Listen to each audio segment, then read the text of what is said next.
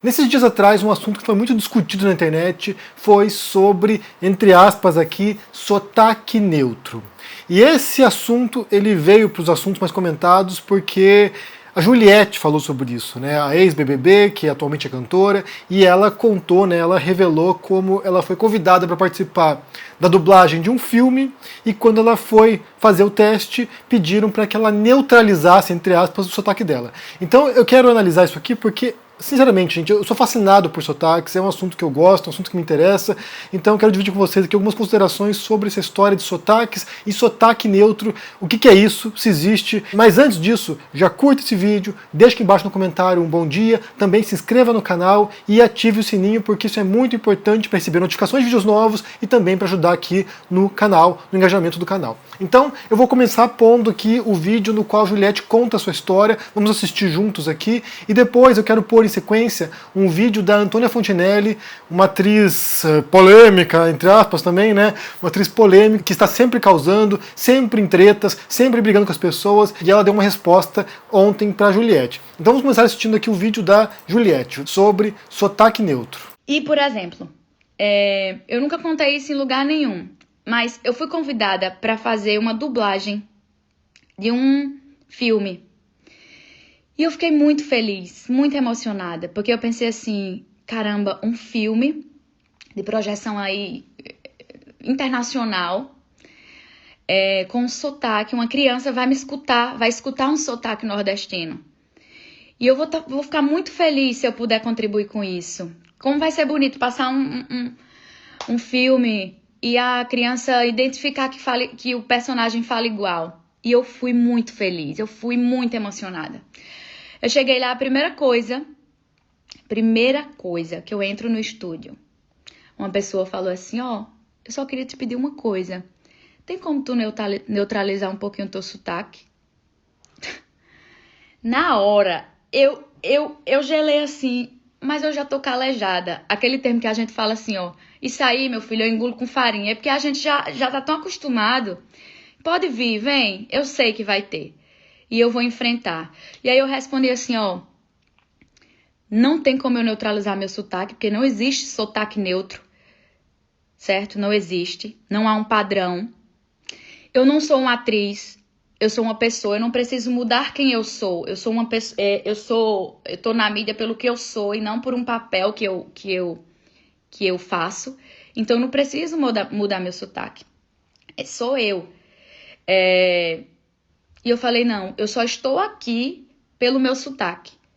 E eu só acho importante e necessário estar num filme, fazer uma dublagem, porque uma criança vai escutar e vai dizer, vai se sentir representada.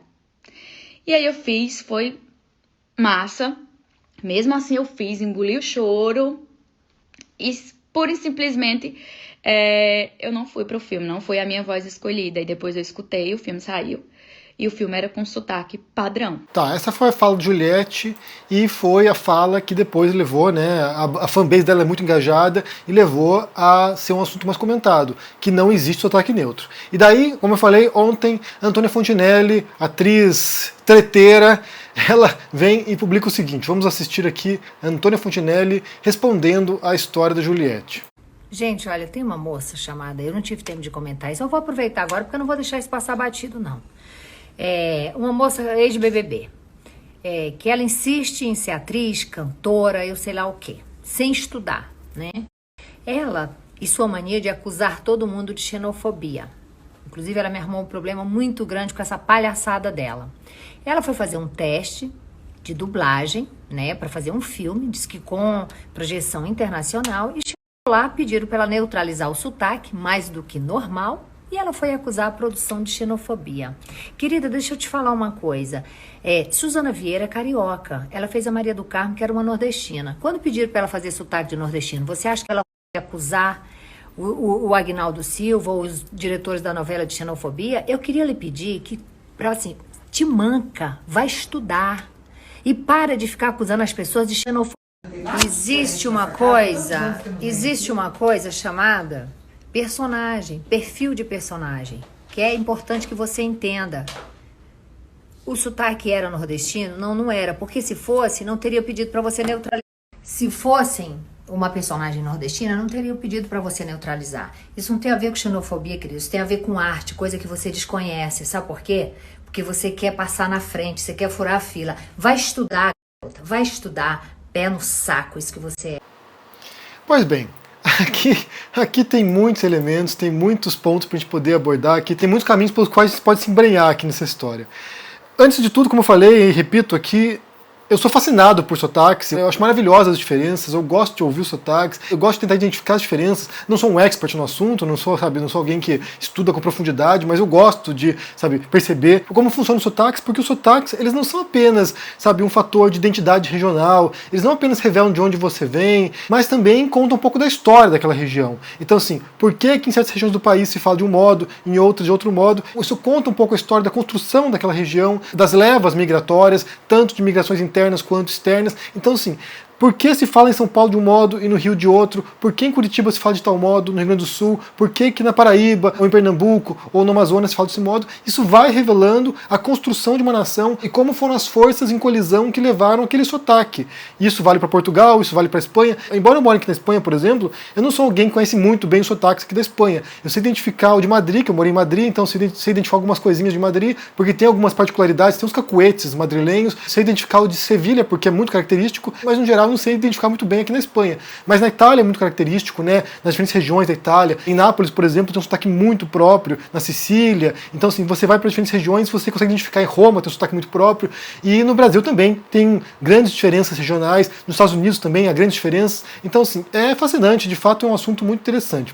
Mas para começarmos isso, eu quero começar com uma referência que é do linguista Marcos Banho. O livro se chama Preconceito Linguístico, que não é sobre sotaques. O Marcos Banho ele é um sociolinguista, né? Ele trabalha com as forças sociais que formam uma língua de um país, mas ele fala principalmente das variantes linguísticas. Então, assim, por que em certas regiões se fala de modos distintos em relação ao uso de palavras, ou construções frasais, ou construções gramaticais. Então, assim, ele não trabalha com sotaque, mas é claro que nesse preconceito linguístico também está inserido o sotaque. Quando você ouve o sotaque de certa região, isso traz uma carga de sentidos, uma carga de compreensão e uma carga de preconceitos também em relação àquela região. Nesse caso da Juliette, segundo o vídeo dela, né, eu vou me fiar aqui no que ela disse, ela foi convidada para fazer a dublagem. Ela foi chamada. Então, assim, a produção do filme olhou para Juliette e falou assim, eu quero que a Juliette venha fazer o teste. E aí, sim, eu entendo a posição dela de que não convidaram uma atriz para fazer a dublagem, convidaram a Juliette para fazer a dublagem. Então, assim, eles queriam alguém com o perfil dela, eles queriam alguém com a voz dela, eles queriam alguém com o sotaque dela. Então, assim, a Juliette faria a dublagem. Não era uma atriz que foi convidada para tentar, simular um outro sotaque, porque isso acontece. A gente sabe que em filmes, né, tanto no Brasil quanto fora, inclusive a Fontenelle menciona isso, atores são contratados e eles fazem um curso de redução de sotaque, por exemplo, se tiver um sotaque regional muito forte, ou eles fazem um curso para aprender um sotaque diferente.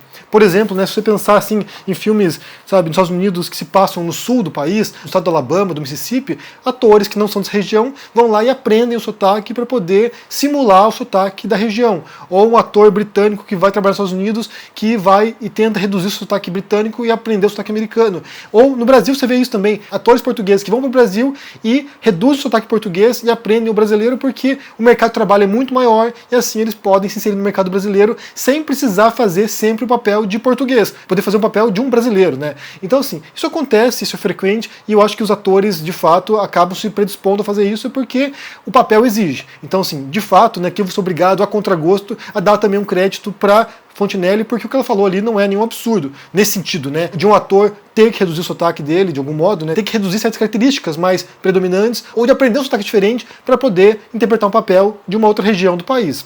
É claro que nem sempre funciona, né? Há muitos casos de atores que vão tentar forçar um sotaque de uma outra região e fica artificial e fica estereotipado e não fica legal. Mas em algumas circunstâncias você observa realmente, né, atores que vão e conseguem fazer isso e aprendem e se dedicam e respeitam o sotaque da região, respeitam a cultura, fazem uma imersão. Então isso acontece. E acho que muitos atores estão dispostos a fazer isso. Mas no caso da Juliette, segundo o que ela diz, não foi isso a história. Ela não foi chamada porque ela é uma atriz. Ela foi chamada porque ela é a Juliette e queriam que ela dublasse. Então, nesse sentido, como ela conta, foi frustrante porque eles queriam a Juliette, mas sem o sotaque da Juliette. E aí realmente há um conflito. E aí realmente uma dissonância. Então, assim, não era a Juliette que eles queriam uma atriz para fazer aquele papel. E daí, claro, foi para outra pessoa e ela conta essa história. E o fato é que não existe sotaque neutro. Isso é um fato. E no livro do Marcos Banho, o que ele fala é que há e não apenas no Brasil, mas em outros países, aquilo que se chama de língua de prestígio, seria uma forma da língua que nem sempre é natural, às vezes é artificial, às vezes ela é montada, às vezes ela é construída através da academia, através, sabe, de intelectuais, de pesquisadores. É uma língua padrão, uma língua de prestígio que acaba se tornando referencial do que seria a língua mais alta na sociedade daquele país. Então no Brasil a gente sabe, né, que em grande parte a língua de prestígio seria uma língua ali, uma mescla, né? Seria a língua do jornalismo, por exemplo, que seria uma mistura de sotaque carioca com sotaque paulista. Mas certamente isso não é determinante de qual é o sotaque correto no Brasil. Não existe isso. Do mesmo modo como não existe sotaque correto nos Estados Unidos, ou no Reino Unido, ou em outros países. Você tem inúmeras variantes que, como eu falei, contam a história dos movimentos migratórios daquele país. Eu vi recentemente um vídeo bem interessante, era uma série, na verdade, foram 3 vídeos, explicando as diferenças de sotaque nos Estados Unidos e como a formação dos estados do norte dos Estados Unidos, da costa leste, né? Estados como, sei lá, Rhode Island, estados como Nova York mesmo, como Massachusetts, ou estados do norte ali, como eles tinham uma influência muito grande dos primeiros colonizadores que foram no século XVII para os Estados Unidos, e de repente outros estados para baixo ali tinham outras influências, e indo para o oeste dos Estados Unidos, outras forças, outras influências, o que de certo modo homogeneizava as variantes de sotaques, porque eram levas migratórias mais recentes. Mas não dá para dizer que o sotaque de Boston, por exemplo, o sotaque de Nova York, o sotaque da Flórida, é o sotaque verdadeiro norte-americano, e os outros sotaques não são verdadeiros, ou que são menos corretos do que os outros. Inclusive tem uma questão, né, que tem a ver com pronúncia de idiomas, né, que muitas pessoas cobram às vezes certas pronúncias, e quando você ouve a grande variante de pronúncias que existem nos idiomas, por exemplo, a pronúncia de porta, né, se você for curitibano você fala porta, vai falar com um R bem predominante, inclusive no interior do Paraná, interior de São Paulo, mas se você for para São Paulo, capital, vai falar porta, se for para o Rio, vai falar porta, e assim por diante. Então assim, a mesma palavra, porta, tem inúmeras pronúncias diferentes decorrentes das variantes de sotaques regionais. Então nessa história aqui do sotaque neutro, como eu falei, compreendo a posição da Juliette, compreendo a frustração dela, porque ela foi convidada, não foi ela que fez uma audição para participar do filme, não foi ela que, sabe, mandou o currículo para participar do filme. Chamaram a Juliette para participar. Então, nesse sentido, pedir para uma pessoa que tem um sotaque característico, como dela, né, que tem orgulho das suas raízes, que tem orgulho do seu sotaque, para reduzir o sotaque acaba sendo ofensivo mesmo. E também compreendo um pouco, parcialmente como disse, a posição da Antônia Fontinelli, porque de fato os atores fazem isso. Só que daí a Antônia Fontinelli, ela sempre extrapola as coisas, né? Ela até pode ter críticas válidas às vezes, mas ela sempre dá um passinho a mais e aí certamente acaba soando realmente xenofobia, acaba realmente soando um baita de preconceito, o modo como ela se refere às pessoas, o modo como ela se comporta, o modo como ela causa na internet. Então uma pessoa que ela sempre quer causar, né? Sempre quer brigar com alguém, sempre quer tretar com alguém, daí ela escolhe de novo a Juliette, porque já houve ali um arranca-rabo entre as duas. Mas eu quero saber de vocês o que vocês pensam sobre essa história aí, de sotaque neutro, de convidar uma artista que tem um sotaque característico e do qual ela se orgulha, e pedir para que ela reduza o sotaque dela para fazer o filme, né, a dublagem do filme. O que você acha disso? O que você achou da postura da Antônia Fontinelli? Porque, assim, embora tenha uma crítica válida em relação a atores que vão e realmente mudam o sotaque, o modo como ela se comporta também é, assim, é aquela coisa, né? O que vocês acham aí? Deixa aqui embaixo no comentário, deixa o joinha, se inscreva aqui no canal, se torne um membro ou apoiador para dar uma força e se cuide por aí. Um abração e até mais. Tchau!